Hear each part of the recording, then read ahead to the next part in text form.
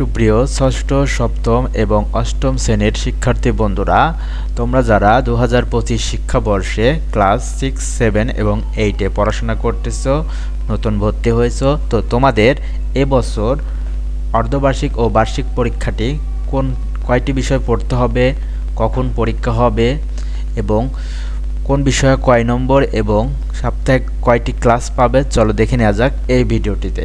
তো তোমরা যারা 2025 খ্রিস্টাব্দের ষষ্ঠ, সপ্তম এবং অষ্টম শ্রেণীতে পড়াশোনা করতেছো, তোমাদের দুইটা লিখিত পরীক্ষা অনুষ্ঠিত হবে। বছরের মাঝামাঝি একটি হবে অর্ধবার্ষিক এবং বছরের শেষে একটি পরীক্ষা হবে বার্ষিক। তো তোমরা ষষ্ঠ থেকে অষ্টম শ্রেণীর শিক্ষার্থীদের যে কয়টি বিষয় পড়তে হবে তার মধ্যে প্রথমে রয়েছে বাংলা, এরপরে বাংলা দ্বিতীয়, এরপরে ইংরেজি প্রথম পত্র, ইংরেজি দ্বিতীয় পত্র, গণিত, বিজ্ঞান, বাংলাদেশ ও বিশ্ব পরিচয়, তথ্য ও যোগাযোগ প্রযুক্তি, ইসলাম শিক্ষা, হিন্দু ধর্ম শিক্ষা, খ্রিস্ট ধর্ম শিক্ষা, বৌদ্ধ ধর্ম শিক্ষা। এই চারটি বোর্ডের মধ্যে যে ধর্মের অনুসারে তাকে সেই অনুযায়ী নিতে হবে। তো বাংলাদেশের বেশিরভাগ স্টুডেন্ট মুসলিম, তো তাদের ইসলাম শিক্ষা, যারা হিন্দু রয়েছে তাদের হিন্দু ধর্ম শিক্ষা, যারা খ্রিস্টান রয়েছে তাদের খ্রিস্ট ধর্ম, যারা বৌদ্ধ রয়েছে তাদের বৌদ্ধ ধর্ম শিক্ষা।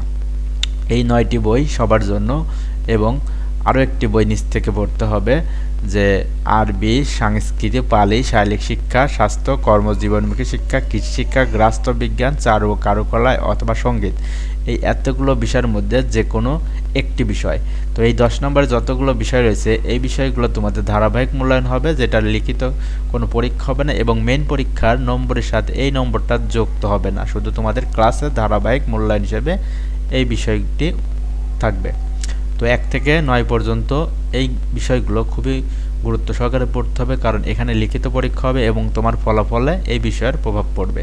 তো এবার দেখে নেওয়া যাক নম্বর বন্টন। তো তোমাদের প্রথম যে বাংলা প্রথম পত্র তার নম্বর থাকবে 100, প্রতি সপ্তাহে তোমার ক্লাস হবে 3টি। বাংলা দ্বিতীয় পত্রের নম্বর থাকবে 50, প্রতি সাপ্তাহিক ক্লাস পাবে তুমি 2টা। ইংরেজি প্রথম পত্রে 100 নম্বর, প্রতি সাপ্তাহিক পিরিয়ড থাকবে 4টা।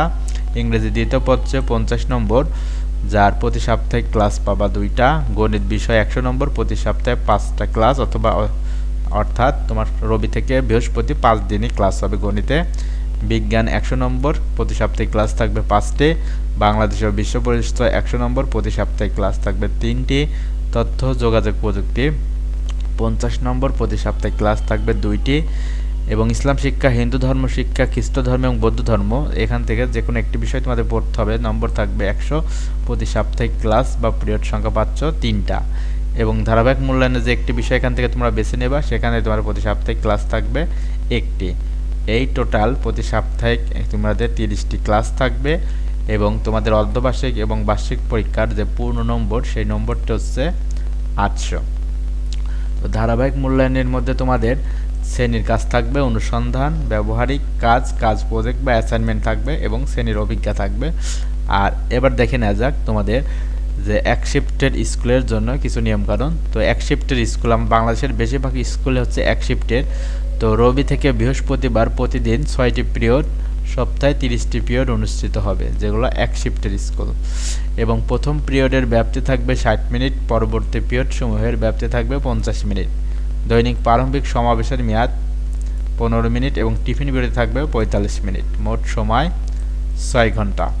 এবং 2 শিফটের যে স্কুলগুলো রয়েছে সেখানে রবি থেকে বৃহস্পতিবার প্রতিদিন 6টি পিরিয়ড হবে, সপ্তাহে 30টি পিরিয়ড অনুষ্ঠিত হবে। প্রথম পিরিয়ডের ব্যাপ্তি থাকবে 45 মিনিট, পরবর্তী পিরিয়ড সময় 40 মিনিট। দৈনিক প্রারম্ভিক সমাবেশের মেয়াদ 10 মিনিট এবং টিফিন বিরতি থাকবে 15 মিনিট। প্রতি শিফটের জন্য মোট সময় 4 ঘন্টা 30 মিনিট।